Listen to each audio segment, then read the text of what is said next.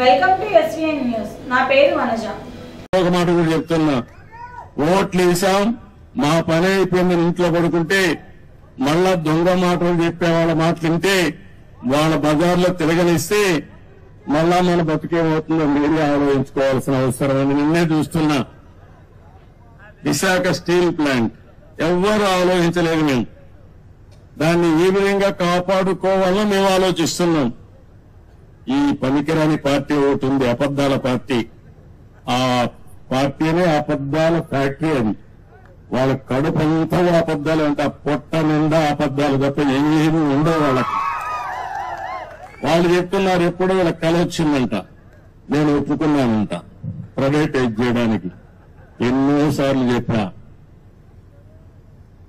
తెలుగు వారి ఆత్మగౌరవం కోసం పోరాడినటువంటి ఫ్యాక్టరీ ఇది. ఆంధ్ర తెలంగాణ ఉంటే విశాఖ ఆంధ్రుల హక్కుని ప్రాణత్యాగాలు చేసి ఆందోళన చేసి ఈ ఫ్యాక్టరీని సాధించుకున్నాం.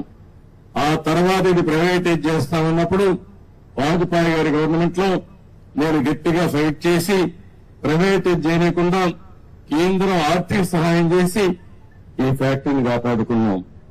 ఇప్పుడు కూడా ఏ విధంగా కాపాడుకునే బాధ్యత తీసుకొస్తాం. ఈ చేతగానే అబద్దాలు చెప్పే వాళ్ళ మాటలు నమ్మితే చాలా సమస్యలు వస్తాయి.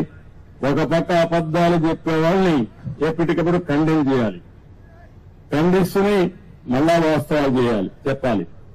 అక్కడ వాస్తవాలు చూస్తే మీకు పనులు చేయాలి. ఓసారి మీరు కూడా అనుకుంటారు, అబద్దాలు చెప్పంగా ఏదో సామెత ఉంది,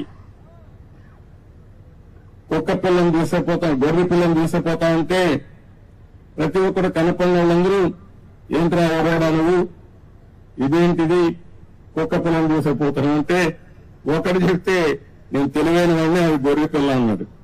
రెండో వాళ్ళు చెప్తే చెప్తే మళ్ళా చూసుకున్నాడు, మళ్ళా నిర్ధారించుకొని ముందుకు పోయాడు.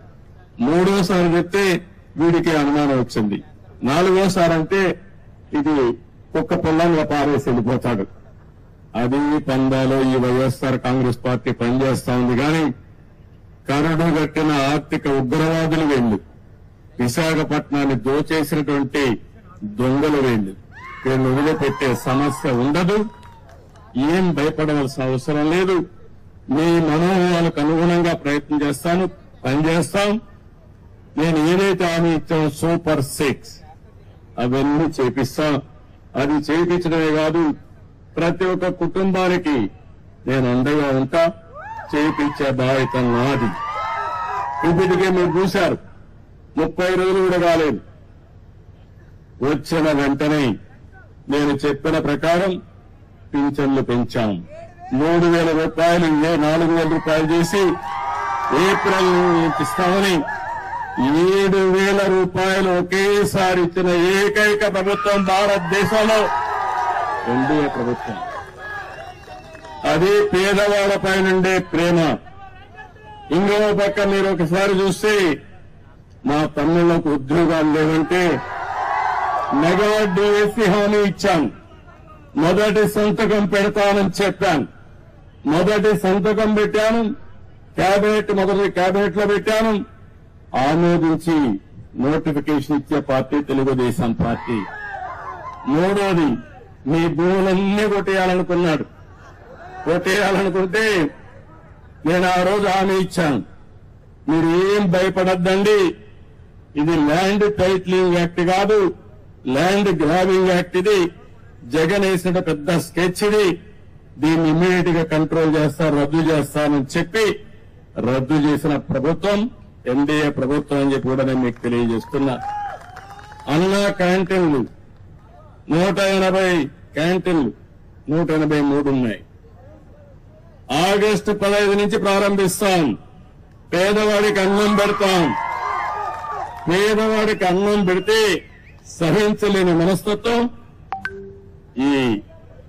ఆయన పేరు కూడా నేను చెప్పకూడదు, ఇప్పుడు చెబితే చాలా చిన్నగా ఉంటుంది. అలాంటి వ్యక్తి వీళ్ళంతా సైకో. మా తమ్ముళ్ళు ఇంకా మర్చిపోలేదు, మర్చిపోతే భయంకరం. నేను మొన్న కూడా చెప్పా, నేను అందరితో మాట్లాడుతున్న ప్రపంచం అంతా అందరూ మీరంటే మాకు అభిమానం ఉంది, మీ మీద నమ్మకం ఉంది, మేము వస్తా ఉంటున్నారు. కానీ మీ రాష్ట్రంలో ఒక భూతం ఉంది, మళ్ళీ అది లేస్తే ఏమవుతుంది కాబట్టి అది కూడా ఆలోచించమని నేను చెప్పాను. ఆ భూతానికి భూత వైద్యులు చూసుకుంటున్నారు. శాశ్వతంగా ఆ భూతాన్ని వదిలించే బాధ్యత మా ప్రజానీకానికి అప్పచెప్పానని చాలా స్పష్టంగా చెప్పాను. ఆ భూతాన్ని పూర్తిగా కంట్రోల్ చేసేది భూత వైద్యులు మీరే, అది గుర్తుపెట్టుకోవాలి. అది కంట్రోల్ చేసి ముందుకు పోదాం. అదే సమయంలో మా తమ్ముళ్ళందరికీ, ప్రజలందరికీ మీ ఆదాయం పెంచే మార్గం అదే నైపుణ్య అభివృద్ధి కోసం సెన్సస్ తయారు చేస్తున్నాం.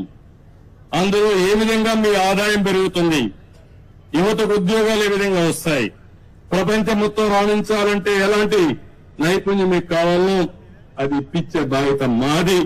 దానికి కూడా శ్రీకారం చుట్టామని చెప్పి కూడా నేను మీకు తెలియజేస్తున్నా.